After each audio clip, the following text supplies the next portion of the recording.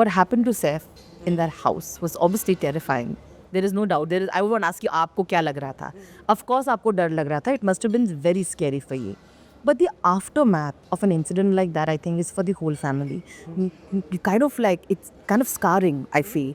And then you, of course, try to heal from it. I see how they decided to not show the children anymore, not deck it anymore. And it's so understandable. How was it for you, Soha? Because, of course, it's bothersome. How did you deal with that? I don't know how many people know this, but my own house was broken into the year my father died, in 2011. And Kunal was there and he caught the thief. Oh my And the thief was convicted.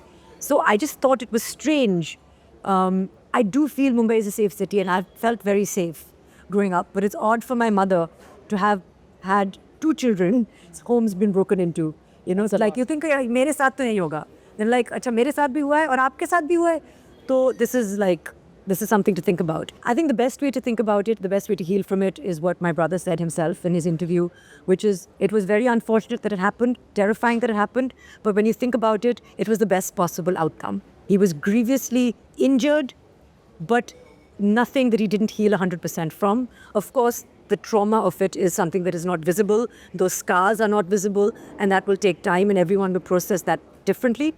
I think it was not just, of course, his family to me is my brother, but the whole city sits up and takes notice when something happens to a public figure. And societies all over were saying, how do we improve security? We need CCTV cameras. We need to improve our sense of security. We need to block all the weak points and vulnerable points. So that's something that made everyone sit up and take notice. I really feel कि अभी ऐसा हुआ है, तो hopefully nothing else will happen for some time. You know, like you feel like it's not going to happen to us again. So they're scary for children, no. Like that part, I was just like, so scary for children. You know, you think like, how will they understand that? Yeah.